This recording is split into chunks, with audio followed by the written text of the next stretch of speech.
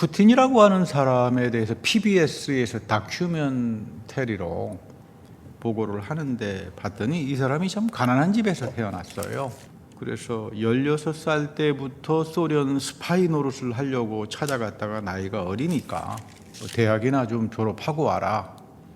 칼리지로 졸업해서 이제 동독에서 스파이 노릇을 하면서 살았습니다. 소련이 망해서 고향에 돌아와 보니까 자기가 그 법과대학 다닐 때 선생이 시장을 하고 있어서 그 사람 찾아가서 나 좀 써주시오. 너 뭐 했냐 그랬더니 스파이 노릇했기 때문에 나쁜 짓은 도맡아서 잘합니다. 저의 전문이 돈 훔치는 거 하고 돈 세탁하는 거고 나쁜 짓 하는 겁니다. 그래서 이 시장이 아주 예쁘게 굳은 일을 다 시켰는데 아무튼 나쁜 짓 하는 데는 천재적인 소질이 있어요. 그래서 이 시장이 나중에 사회범죄 조사가 되니까 도망치거든요. 새벽에 비행기 몰래 만들어져가지고 프랑스로 도망가게 해주는 사람도 푸틴입니다. 그러니까 이제 푸틴을 써본 상관들은 너무 좋아해요. 그래서 이 푸틴을 눈여겨본 사람이 누구냐면 보리스 엘친이라고 하는 사람이에요. 그 사람도 나쁜 짓 많이 했거든요. 그래서 이제 결국은 보리스 엘친에 이어서 푸틴이 대통령이 된 겁니다. 이 사람의 인생에는 딱 두 가지 좌우명이 있습니다. 하나는 상관이 말하면 절대 복종. 두 번째, 내가 하는 건 무조건 옳다. 우리가 사는 미국은 하나님에 대한 은혜를 기억하고 감사하는 믿음으로 시작한 나라예요. 이 나라가. 그래서 아주 이 좋은 믿음의 전통을 가지고 있는 사람들이에요. 미국 사람들이. 그런데 이 아름다운 전통이 다 허물어져 버리기 시작했죠. 그 뭐 향락 물질 찾아가고 뭐 아주 극단적인 얌체 개인주의 안타깝죠. 이 좋은 전통 다 잃어버린 거예요. 바이든 대통령이 국정연설에서 자기 아들이 이라크 전쟁에서 군인으로 죽었다. 그 이유가 무기에서 내뿜는 독소로 인해서 결국은 병에 걸려서 죽었으니까 절대로 우크라이나 전쟁에 군사 개입하지 않겠다. 뭐 그거에 대해서 이의 제기하는 사람은 없습니다. 남의 전쟁터에 가가지고 자기 귀한 아이들 가서 죽는 건 누가 원하겠습니까? 군사를 보내지 않는 건 이해하면 힘이 있으니까 전쟁하지 못하도록 해야 되잖아요. 여러분, 그래서 전쟁이라고 하는 것은 쉽지 않습니다. 굉장히 복잡하고 이 전쟁으로 인해서 누가 돈을 벌고 있는가 이걸 봐야 돼요. 그래서 우리가 전쟁을 지지하지 않는 겁니다. 추악하다. 여러분, 우리가 요한계시록이 왜 어려운 줄 아십니까? 요한계시록이 어려운 이유는 우리는 항상 생각이 하나님은 과거의 하나님이라고 생각해요. 이게 아주 잘못된 생각입니다. 나 구원받아서 다 끝났어. 다 과거에 끝났거든요. 근데 성경은 뭐라고 합니까? 하나님은 살아계신 현재의 하나님이에요. 과거의 하나님이 아니에요. 예언은 과거가 아니라 현재 미래가 이어지는, 그래서 하나님은 과거와 현재와 미래의 주인이다. 그 예언이라고 하는 게 그대로 우리에게 이어지죠. 근데 많은 사람들이 요한계시록과 다 지나간 이야기야. 아니면 막 협박하고 공갈하는 이야기로 이러다가 보니까 하나님은 여러분들을, 저를 협박하고 공갈하시는 분이 아니에요. 십자가에서 우리를 속전으로 사신 분이에요. 근데 너희들의 탐심과 너희들의 부패로 인하여 마지막 때 엉망진창이 될 거야. 조심해. 경고를 하는 거예요. 이가보 천상이 떠나지 않도록 해. 믿음이 떠나버린다? 믿음 가진 사람 찾아보기 없다라고 하는 말, 이건 무슨 말이겠어요? 이가보 천상들이 나타난다 이 말이에요. 그때는 시간이 늦습니다. 정신 차려야 합니다. 성경은 두고두고 하는 게 하나님을 기쁘시게 하는 건 전쟁이 아닙니다. 믿음이에요. 그 어려운 사람은 믿음으로 산다 그러지만 믿음이 사실은 대단히 어렵습니다. 성경에서 쉬운 게 아니에요. 근데 우리가 착각을 합니다. 믿음 과거에 다 끝난 거, 이러니까 여러분 아주 사단이 벌어지는 거죠. 왜 하나님은 인간을 구원하기 위해서 믿음이 필요하다고 이야기하는가? 우리가 부모님을 사랑합니다. 여러분들의 자녀가 여러분들을 사랑할 겁니다. 그런데 여러분들의 마음을 모르면서 사랑한다고 하면 그 자녀가 예뻐요? 저는 참 미울 것 같아요. 우리 아이들이 아빠 사랑해요 그러고 제가 싫어하는 것만 골라가서 한다면 이거는 아빠를 사랑하는 게 아니죠. 자기를 사랑하는 거죠. 우리의 믿음이 이렇다 이 말이에요. 우리가 하나님을 사랑하고 하나님을 믿는다라면 하나님의 마음이 무엇인지를 알아야 돼요. 하나님이 원하시는 게 무엇인지 알아야 돼요. 하나님이 나를 향해서 뭘 원하시는가 이거 알려면 깊은 영적인 지식이 없이는 하나님을 알 수가 없죠. 그러니까 부득불 우리는 성경을 읽어야 되고 성경 말씀 붙들고 기도해야 되고 그 말씀을 거울처럼 비추어 가지고 내 삶을 항상 돌아보고 영적으로 가난한 마음을 가지고 살아야 하는데, 그래야 하나님의 은혜를 은혜로 깨달을 수 있는 게 영적 지식입니다. 이 영적 지식이 성령을 통해서 나에게 올 때 비로소 나는 믿음을 가지기 시작하고 믿음이 시작되는 겁니다. 그러니까 하나님이 여러분들하고 역사할 때 얼마나 하나님이 십자가에서 그 마음이 상하셨는가, 얼마나 많은 상처를 입었는가, 나 하나 속죄하기 위해서 그 마음을 먼저 주세요. 이거 인격적으로 체험하지 못하면 나 교회 10년 다녔는데 20년 다녔는데 아무런 의미가 없어요. 하나님은 먼저 십자가에서 그분의 상한 마음을 나에게 주십니다. 내가 너를 속전하려고 이 엄청난 희생이 저질러졌다. 이거를 내가 성령을 통해서 알기 시작하면서부터 어떤 일이 벌어지나 하면 내 멋대로, 내 아주 마음의 습관이 나쁜 사람인데 내 생각대로 살고 싶어지지 않아요. 세상 것 추구하면서 살고 싶지 않아집니다.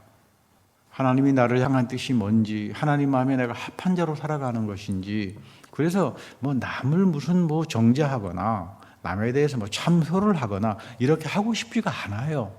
죄 근처로 가기 싫어집니다. 왜? 하나님의 상한 마음을 내가 체험했기 때문에. 여기서부터 영적 지식에 근거된 귀한 믿음이 출발하는 건데 마지막 때 그거 다 잃어버린다는 거죠. 여러분, 사실 사람들은 거꾸로 생각합니다. 주여, 이 어려운 시간만 해결되면 앞으로 하나님 잘 믿고 우리 아이들 살려주면 봉사 잘하고 주일 성수 제대로 하겠습니다. 그래서 문제 해결되면 교회에 나온다 안 나온다 못 찾아요. 그런 사람들 놀러가기 바빠요. 근데 심판의 시대 이전에는 하나님이 오래 참으세요. 봐줘요. 근데 이제는 그런 거 안 통합니다. 정신 차려야 됩니다. 아마겟돈 전쟁이 시작됐습니다. 바이러스가 시작되고 제가 여러 차례 말씀드리지만 요한계시록의 5번째 심판이 시작됐어요. 아마겟돈 전쟁이 어떻게 시작하나 하면 어저께 니키 헤일리 유엔 대사했던 여자가 나와가지고 막 부들부들 떨면서 이야기하더라고요. 이게 지금 단순한 3차 세계대전이 아닙니다. 2차 세계대전은 독일하고 일본이 나왔지만 전 세계적으로 동시다발로 전쟁이 되기 때문에 동시다발로 지금 떨어지는데 누가 감당합니까? 여기서 3분의 1이 죽는다고 그러죠. 이거 여러분 장난이 아니에요. 협박하는 이야기가 아니라 경고예요. 정신 차리고 살아가라. 이런 속에서도 하나님은 마지막에 남은 사람들의 믿음을 귀하게 여기고 구원을 베풀어 가신다. 이거 하려면 우리가 영적 지식을 가지고 살 수밖에 없죠. 예수님도 그러시잖아요. 너희는 먼저 그의 나라와 그의 의를 구하라. 근데 아무리 내가 교회를 다니는데 그의 나라와 그의 의가 뭔지를 몰라. 그럼 여러분 기가 막히지 않겠습니까? 하나님의 나라가 뭐예요? 제가 교회 다니는 분들하고 이야기하면서 하나님 나라가 뭐죠? 아시는 분들이 별로 없더라고요. 누구 하나 쏙 시원하게 목사님, 하나님의 나라는 하나님이 존재하신다. 하나님이 다스리면 평화가 온다. 그런 말을 하는 분은 우리 교회 권사님밖에 안 계셔. 네, 그래 할렐루야. 참 내가 복된 사람이다. 하나님의 영적인 지식은 세상의 지식 가지고 안 되는 거예요. 학박사 갖는다 그래서 이게 열립니까? 하나님 말씀이 성령을 통해서만 열립니다. 하나님의 나라를 먼저 구해. 세상이 전쟁터야. 하나님이 너를 다스려주고 평화로울 때만 너는 살 수 있는 거야. 하나님의 의로움이 뭡니까? 십자가밖에 없어요.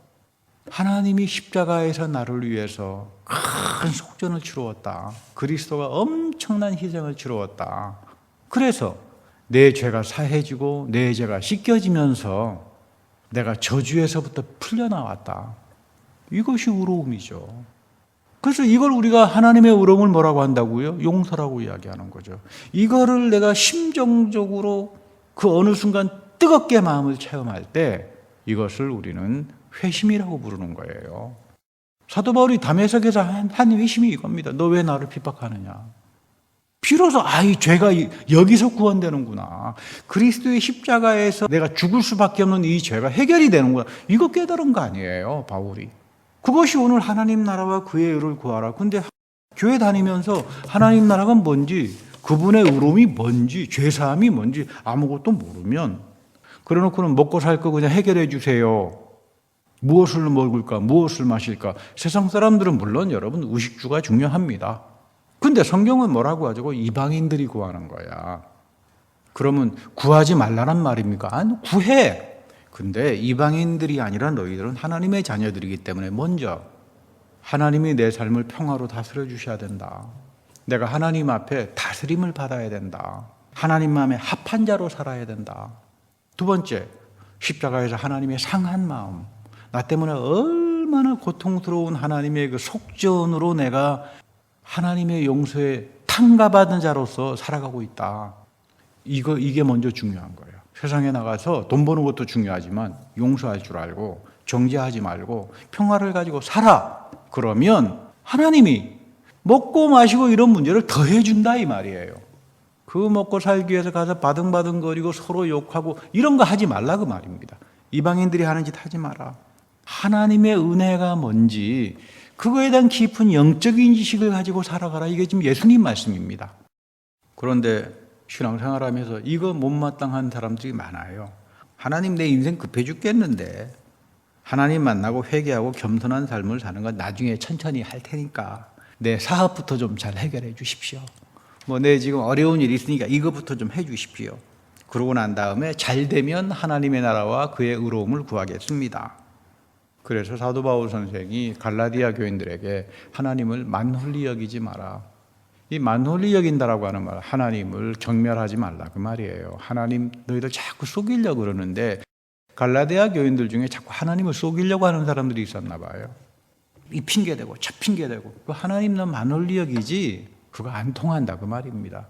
너가 이 핑계대고 저 핑계대가 요리조리 빠지면 하나님께서 따따블로 그거 전부 다 배상하게 만들어 놓는다 그 말이에요. 하나님은 신령하고 두려운 분이다. 특히 이전까지는 하나님이 오래 참으셨어요. 그래 하나님 만홀히 여겼어요. 이 핑계 저 핑계 대면서 요리조리 빠졌지만 이제부터는 어려워요. 바이러스 이거 해결 안 됩니다. 계속 갑니다. 아마겟돈 전쟁 시작입니다. 이거 지금 전 세계적으로 동시다발로 이 전쟁이 터지기 시작하면 내가 숨겨놓은 돈 내가 이거 다 무너져요. 비상 걸렸어요 지금. 그렇잖아요. 이게 지금 요한계시록에서 두고두고 하는 말씀 아닌가요? 세상이 다 뒤바뀝니다. 근데 살 수 있는 길은 유일하게 하나님에 대한 바른 지식을 가지고 남은 자로서 믿음을 가지고 살아가라. 불과 몇십 년 전만 해도 여러분 동서냉전이 끝나고 소련이 망할 줄 누가 알았습니까? 독일이 통일될 줄 누가 상상했나요? 아니 누가 뉴욕에서 세계무역센터가 무너질 거 여러분 생각이라도 했습니까? 이게 동시다발로 터져 나옵니다. 누구 하나 안전한 사람 없어요. 걱정입니다. 그런데 하나님께서 마지막 때 너희들이 사는 길은 다 여기에 있다. 성경을 통해서 가르쳐 주잖아요. 근데 그거 안 들어요. 저를 놀라게 하는 건 하나님을 믿지 않는 사람들이 안 듣는 건 좋아요. 목사들이 안 들어요. 교인들이 안 들어요. 그러면 죽습니다, 여러분. 계시록 12장 9절은 참 중요한 말씀이죠. 예수님이 부활했잖아요. 하늘에 승천했어요. 하늘에서 사탄의 무리들이 쫓겨나왔습니다. 이거 굉장히 중요한 표현입니다. 예수님께서 주기도문에서 그런 말씀하셨어요. 하나님, 하늘에서 뜻이 이루어진 것처럼 하늘에서 뜻이 이루어졌다 이 말이에요. 하늘에서 성도들을 참수하고 거짓을 가지고 있던 사탄들이 내쫓습니다. 더 이상 하늘에 발을 붙일 곳이 없어요. 그러면 예수님이 부활하고 승천하기 전에 사람이 죽으면 어떻게 되는 거야? 하나님 앞에 가고 이 마귀들이 옵니다. 아주 세상에서 나쁜 짓 하고 계속 와서 참소를 해요. 하나님이 의로우신 분 아닙니까? 그러니까 당연히 심판해야 될 거 아닙니까? 왜 자비를 베풀려고 그러십니까? 이 짓을 했던 게 사탄들이에요, 하늘나라에서. 우리 여러분 욥에서도 그 표현 나오잖아요. 하나님의 어전에 나타나가지고 저 욥 저 나쁜 놈이다. 이게 참소하고 정죄하잖아요. 근데 예수님이 희생당하심으로써 부활해서 우리들의 저주를 끊어내줬다라고 하는 게 바로 이거죠. 너희들 이제 더 이상 그리스도 안에서는 저주가 없다. 참소 안 당한다. 사탄 앞에. 이 이야기예요. 하늘에서 내쫓겼다 이 말이에요. 그런데 이들이 땅으로 내려옵니다. 사도 바울이 이들이 공중의 권세를 잡은 자들이다. 뭘로 나타난다고요? 용의 입으로 나타나죠. 사탄의 거짓말로 나타나죠.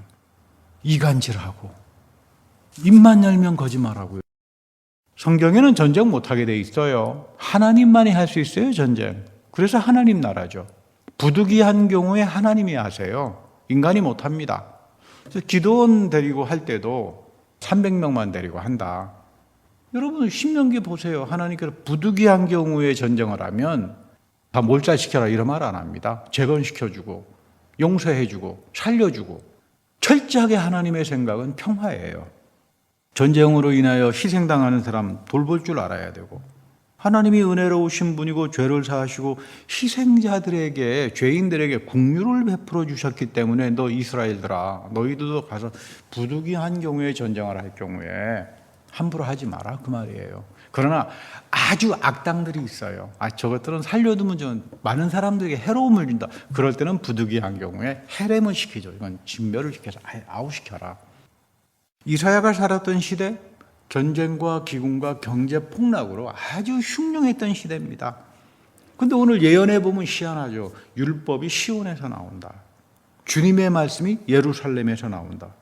아니 지금 하나님 우리가 전쟁과 기근과 경제에 지금 뭐 난리가 나가지고 사람이 죽게 생겼는데 왜 이 문제를 해결하지 않고 느닷없이 율법이 시온에서 나온다고 그러고 주의 말씀이 예루살렘에서 나온다고 합니까?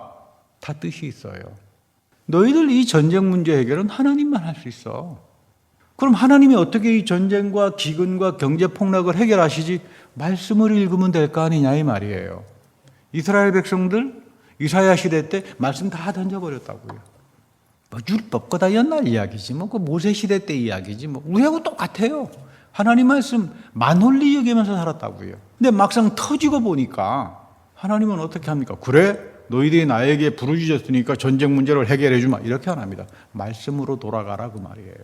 왜? 구안에 내가 너희들에게 예언했고 약속했고 다 나와 있는데 뭐 쓸데없는 말을 하느냐 그 말입니다.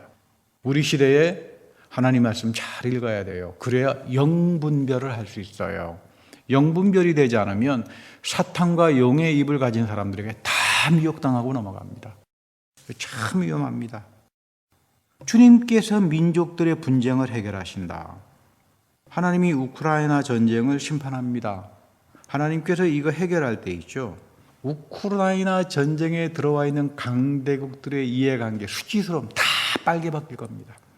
누가 이 전쟁을 통해서 돈을 벌고 있고 누가 추악한 짓을 하는지 어떤 나라든지 간에 전부 다 드러냅니다. 하나님이 전쟁을 통해서.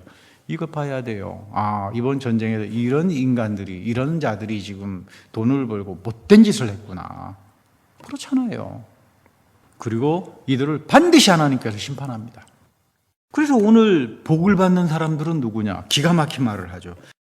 칼을 쳐서 농사를 짓는 데 필요한 도구인 보습을 만드는 사람이에요. 칼 쳐가지고요 농기구를 만들어요. 보습을 만든다. 창을 쳐가지고 낫을 만들어요. 군사훈련 하지 않는 거죠. 무슨 말입니까?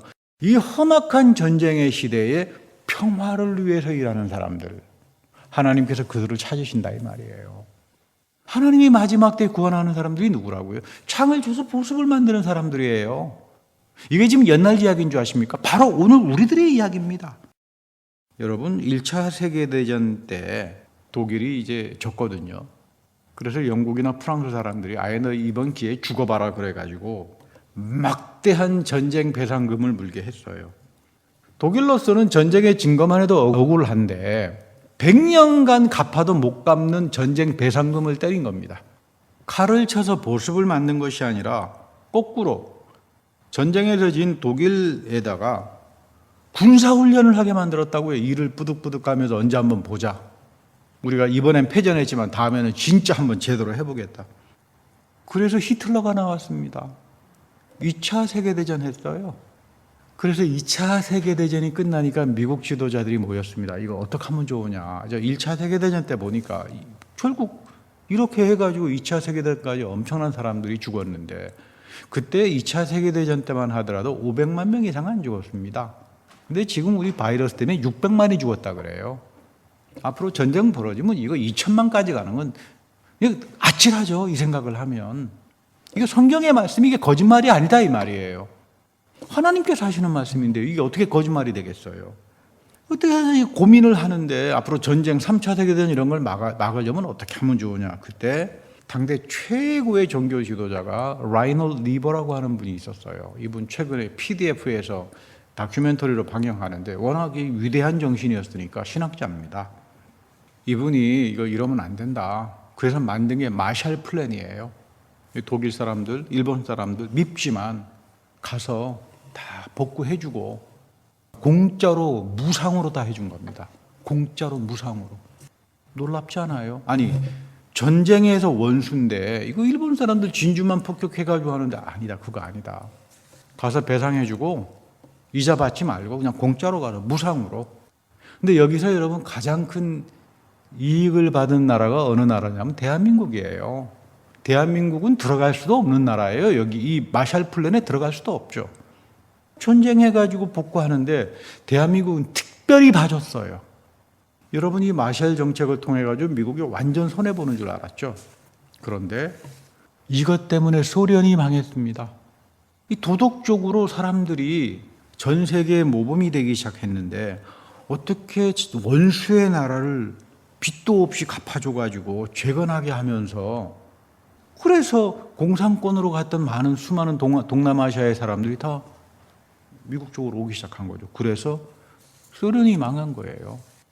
처음에 무상으로 배분해 주니까 미국이 엄청 손해보는 줄 알았죠. 그러나 하나님은 더 많은 걸로 축복합니다. 중요한 건 뭐냐면 오늘도 미국의 기독교나 정치가 정신 차려야 돼요. 어떻게 하면 뭐 전쟁이나 하려고 그러고요. 말로 하면서 그 이익이나 보려고 하는 이런 거 하나님께서 가만두실 것 같습니까? 특히 우리 생명말씀 교인들은 그렇게 하지 말아야 합니다. 용서할 줄 알고 니메시스의 원리를 지킬 줄 알고 하나님이 예수 그리스도 안에서 나를 속전하기 위해서 얼마나 상한 마음을 가지셨나. 내가 성령을 통해서 이 하나님의 마음을 알기 시작할 때부터 내 죄가 사해지고 씻김 받는다는 게 얼마나 큰 축복인가. 이거 먼저 구해라 이 말이에요. 이 하나님의 나라와 그분의 의로움을 구할 때 여러분들에게 모든 것으로 충만하게 배상합니다. 이런 하나님의 귀한 보응을 받고 살아가는 여러분들이 되기를 축복합니다. 다 같이 기도하겠습니다. 주님, 우리가 영적으로 미숙하고 영적인 지식이 연약하여 먹고 마시고 세상에서 수익을 생각하고 탐심을 가지고 살아가지만 이제 아마겟돈 전쟁이 시작된 해요. 앞으로 어떤 일이 우리에게 있을지 모릅니다. 지금까지는 하나님께서 오래 참으셔서 우리가 만홀히 여기고 변명을 하고 하나님 앞에서 손해보지 않으려고 했던 그 얌체와 같은 마음들이 있었지만 이제 그런 시대는 다 끝났고 내가 한 그대로 보응을 당하는 이런 무서운 심판의 시대에 들어와 있습니다. 우리에게 말씀의 지혜를 주시고 영적인 지식을 가지고 하나님이 기뻐하시는 하나님 마음에 합한 자로 우리 모두가 다 살게 하셔서 하나님께서 이 어려운 죽어가는 죽음의 시대에 형통함과 축복으로 주님의 백성들을 귀하게 인도하여 주옵소서. 우리 구주 예수 그리스도의 이름으로 감사하며 축복 기도합니다. 아멘.